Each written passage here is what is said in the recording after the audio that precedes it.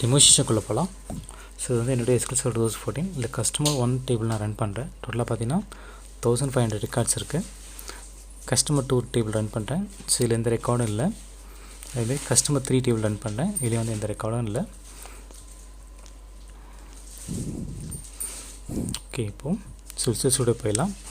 So இன்றைக்கி என்ன ப்ராஜெக்ட்னா load table data from selected data using percentage sampling transformation. Okay, so நம்ம வந்து ஒரு டேபிள் எடுத்துகிட்டு அதில் வந்துட்டு எவ்வளோ எடுக்கணும்னா ஒரு 37% எனக்கு டேட்டா வந்து வேணும், மீதி வந்து ரிமைனிங் டேட்டா வந்து வேறு டேபிளில் சேவ் ஆகணும் அப்படின்றத இன்றைக்கி பண்ண போகிறதுக்கான ப்ராஜெக்ட் இது.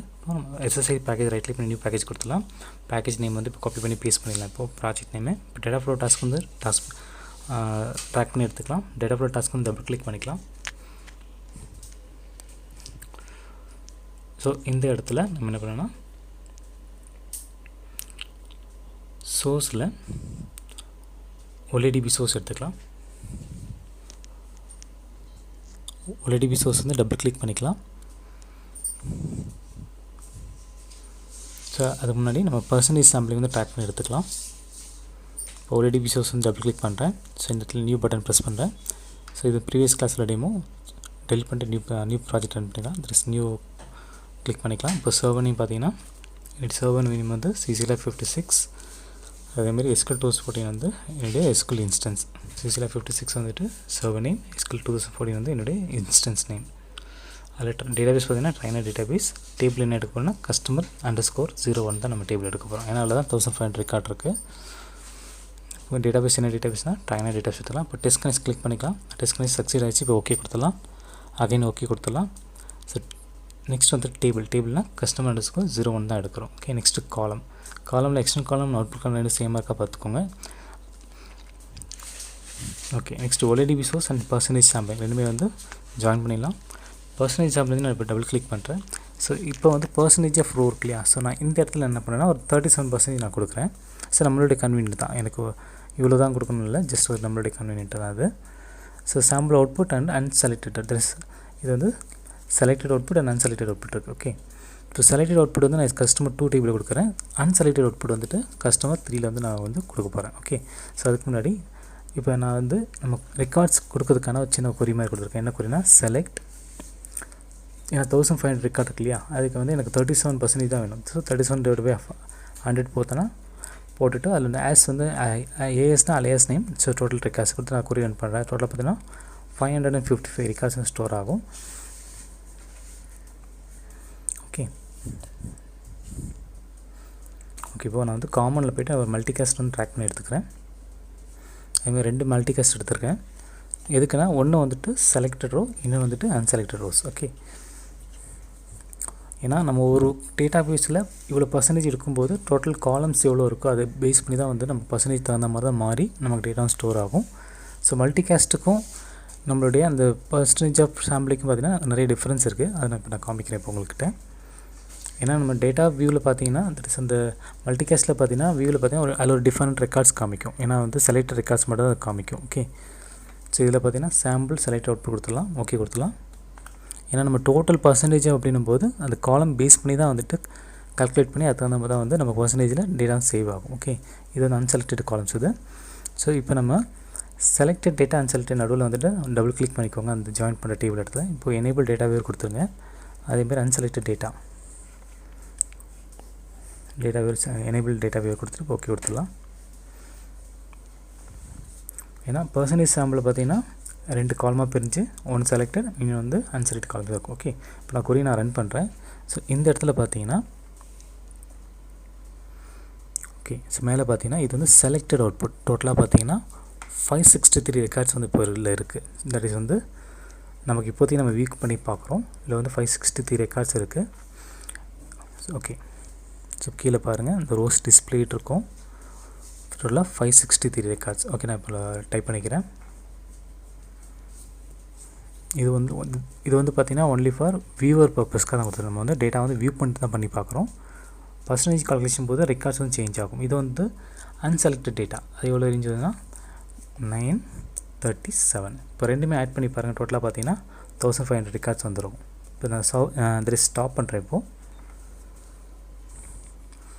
இப்போ நான் இந்த இடத்துல வந்துட்டு செலக்டட் டேட்டா அன்செலக்டட் டேட்டா அந்த மல்டிகாஸ்ட் கொடுத்தாலும் இப்போ நான் ரெண்டுமே டெலிட் பண்ணிடுறேன். இந்த இடத்துல நம்ம வந்து நம்ம ODB டெஸ்டினேஷன் 2 டெஸ்டினேஷன் போட்டுடலாம். அதேமாதிரி இன்னொரு டெஸ்டினேஷன் எடுத்து போட்டுக்கலாம், ட்ராக் பண்ணி எடுத்துக்கலாம்.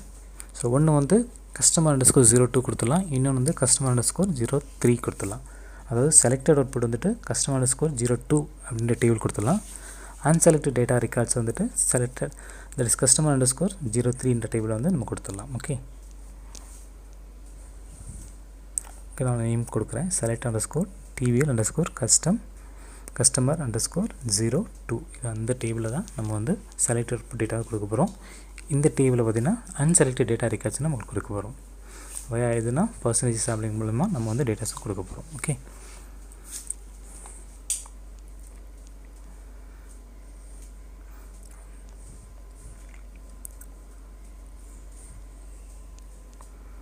ஓகே இப்போ ரெண்டுமே வந்து இப்போ ட்ராக் பண்ணி எடுத்துக்கலாம். பர்சன்டேஜ் சாம்பிள்லேருந்து ரெண்டாக டிவைட் பண்ணி எடுத்துக்கலாம். ஒன்று வந்துட்டு செலக்டட் சாம்பிளிங் செலக்டட் அவுட்புட், இன்னொன்று வந்துட்டு sampling unselected output. Okay, so customer2 இது வந்து customer2 டேபிளுக்கு போகும். நெக்ஸ்ட் இது வந்து customer3 டேபிள் போகும். ஓகே,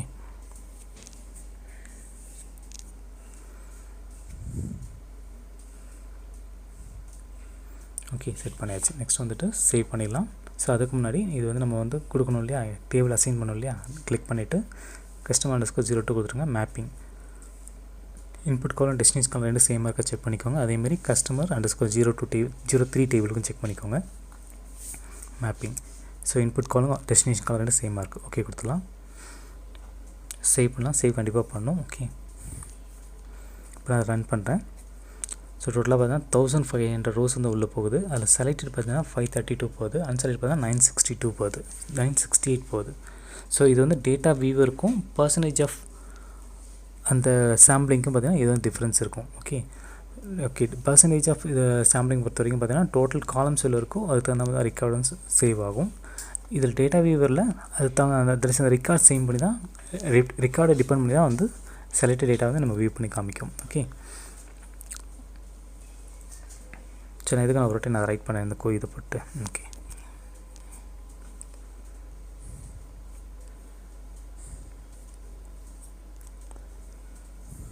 ஸோ ஃபார் எக்ஸாம்பிள் இப்போ 532 + 968 ஸோ ரெண்டுமே ஆட் பண்ணால் 1500 ரெக்கார்ட்ஸ் வந்துடும்.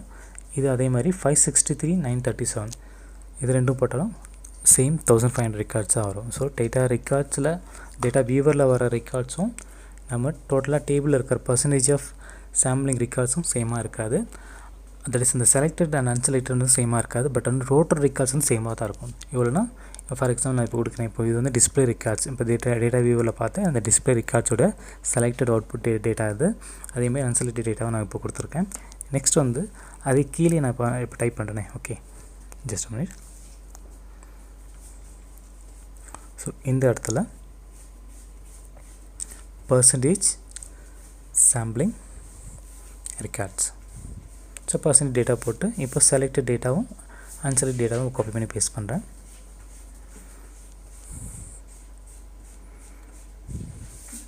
செலக்டட் டேட்டா பார்த்தீங்கன்னா 532.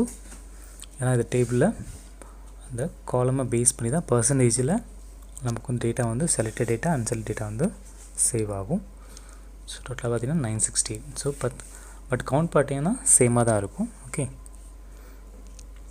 இப்போது 968 + 532 இப்போ ஆட் பண்ணால் 1500 ரெக்கார்ட்ஸ் வந்து நம்ம ரெக்கார்டு வந்து சேவ் ஆகிருக்கு நம்மளோட டேபிளில். ஓகே, ஸோ கால்குலேட்டரில் போட்டு ஒரு செக் பண்ணி பார்த்துக்கலாம். 968 + 532. ஸோ இது வந்து இன்டர்வியூ பாயிண்ட் ஆஃப்ல கண்டிப்பாக கேட்பாங்க. ஸோ கொஞ்சம் கேர்ஃபுல்லாக பார்த்துக்கோங்க. இப்போ ஸ்டாப் பண்ணிடுறேன்.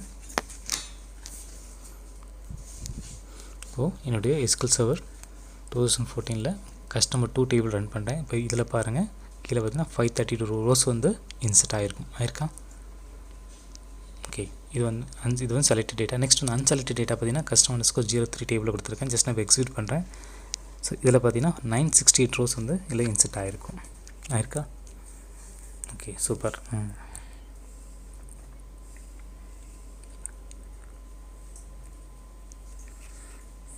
ஓகே, நீங்கள் வந்து உங்களுடைய ஃப்ரீ டைம்ஸில் நீங்கள் இதை ட்ரை பண்ணி பாருங்கள், ரொம்ப இன்ட்ரெஸ்டிங்காக இருக்கும் இது. ஓகே, ஸோ இவ்வளோ தான், சிம்பிள். தேங்க்ஸ் ஃபார் வாட்சிங்.